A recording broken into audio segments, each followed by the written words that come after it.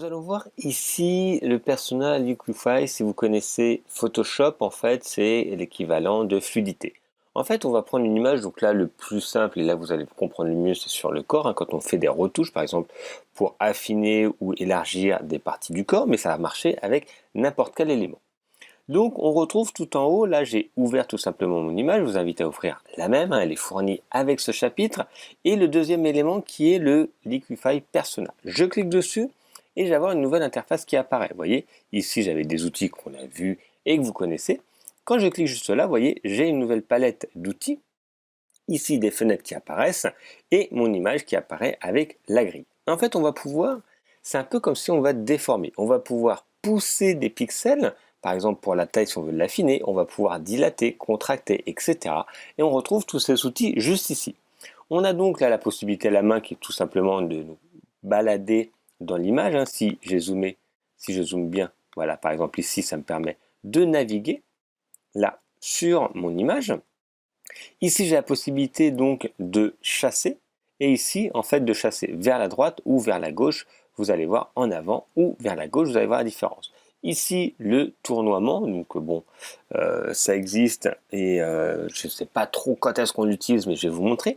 On a également la possibilité de la contraction, la dilatation. Ici, la turbulence, là c'est pour dupliquer la grille.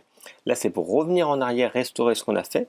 Et ici, ça va permettre de figer, donc on va pouvoir définir des zones où on ne veut pas qu'il y ait d'action qui se fasse, bloquer un peu comme un masque. Et ici, donc c'est pour dégeler, donc c'est pour annuler ici l'effet qu'on a figé. Allez, on va voir ça rapidement, vous allez comprendre. Donc on a ici l'outil Liquify, outil chassé avant. Je clique dessus, j'ai ici une forme qui apparaît et là je vais pouvoir interagir dans la palette de droite sur des éléments. On a une grille qui est faite, en fait la grille va se déformer, comme ça on va voir un peu la déformation que l'on a créée. Si je glisse les pixels vers la droite, il va y avoir la grille qui va se courber, ça va me permettre de voir que j'ai déjà fait une correction à ce niveau-là. On va pouvoir reconstruire la grille et on va surtout pouvoir voir avec ici la taille du pinceau, c'est ça qui est intéressant. Je vais pouvoir augmenter ou réduire, donc ça va s'adapter par rapport à la taille de votre document et ce que vous voulez également faire. Vous avez la possibilité de la dureté, l'opacité, la vitesse et la couverture en gaussien, en linéaire, etc. Donc je vais vous montrer très simplement pour que vous compreniez. J'ai pris ici celui qui est à gauche, je clique et je glisse vers l'intérieur et vous voyez, tout simplement, ça pousse ici tous les pixels. Donc là, je vais exagérer un petit peu, comme ça vous voyez bien. Vous voyez, ça permet de déplacer, donc ça ne va pas flouter ici les éléments, ça les déplace. Bon, au bout d'un moment, ça va déformer un petit peu, mais vous voyez, ça me permet tout simplement de déplacer des pixels et c'est comme ça que, par exemple, on va pouvoir affiner la taille à certains endroits. Vous voyez, on va pouvoir élargir à d'autres. On a le deuxième outil et là, c'est vers le haut. Vous voyez, là, pour l'instant, je vais à droite, mais ça le fait vers le haut. Donc, suivant, vous voyez la différence. Là, c'est plus, je vais de l'extérieur et ça me permet en fait de rentrer à l'intérieur, d'affiner vers l'intérieur. Donc, vous voyez, là, il y a beaucoup de turbulence qui a été faite, qui a été créée. Donc, bien sûr, tous ces outils, il faut l'utiliser très légèrement pour les retouches. On peut revenir avec l'outil de la flèche ici, et je clique plusieurs fois pour revenir à mon point de départ. Si je veux, je peux tout réinitialiser. Donc, ici, ça me permet tout simplement d'agrandir. Si je veux, par exemple, augmenter un petit peu le bras, ou à l'inverse, réduire la taille, je vais pouvoir le faire de cette manière-là, très simplement pour réduire ou déplacer. En fait, ça me permet de déplacer, vous voyez, l'ensemble des éléments. Je reviens en arrière pour reconstruire. Donc là, quand on fait ça, là pour l'instant, je vous explique juste les outils. On va pouvoir jouer sur la taille. Suivant la taille, ça va vraiment changer. N'hésitez pas à prendre grand au début parce que ça me permet de faire, par exemple, une courbe un peu plus propre. Parce que si c'est trop petit et vous faites ça, vous voyez, on voit bien que ça n'a pas été fait correctement. Alors que si vous prenez un très gros cercle, un diamètre important, vous allez pouvoir déplacer de façon plus harmonieuse. Ça va rester plus dans l'ensemble du corps. Je reviens en arrière. Ici, j'ai la possibilité donc de faire les tourbillons. Alors, vous allez voir, je clique, je garde le doigt appuyé sur la souris. Ça me permet de faire une rotation, un tourbillon vers le centre. Donc, comme je vous dis, ça n'a pas un grand intérêt ici. Ça peut marcher sur certains éléments. Après, en tout cas, pour le corps, vous n'allez pas l'utiliser.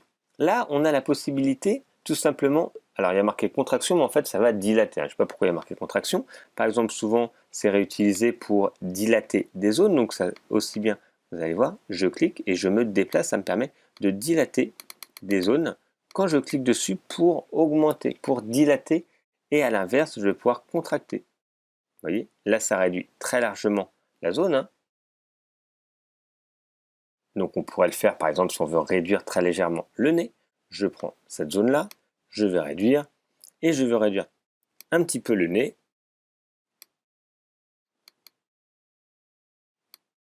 Vous voyez, ça me permet de réduire le nez. A l'inverse, je veux dilater par exemple les yeux pour avoir un plus grand regard.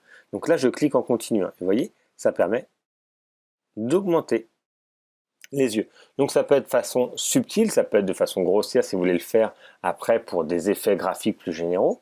Mais ici, vous pouvez le faire sur les visages pour agrandir ou réduire des zones vraiment très précises. Vous avez également ici, ça c'était la forme qui permettait de faire des turbulences. Donc là, je clique et je me déplace. Donc vous voyez, là ça fait des turbulences au niveau. Donc là on le voyait moins parce qu'il y a moins d'éléments. Vous voyez, ça crée des turbulences. Donc là je clique en continu.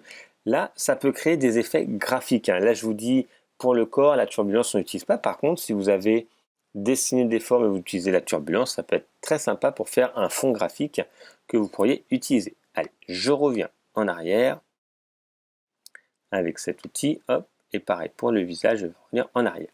Je vais vous montrer la dernière chose. Donc là, c'est vraiment une introduction aux outils. On fera un atelier dessus plus précis. Et ici, ça permet donc de figer.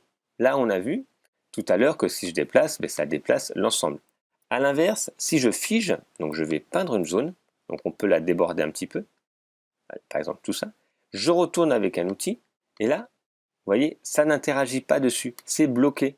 Alors que là, ça marche bien, mais vous voyez, c'est bloqué, ça permet de figer des endroits pour être sûr que ça ne se déforme pas, parce que parfois ça peut déplacer un petit peu, mais donc là, c'est vraiment pour ne pas déformer cette zone-là.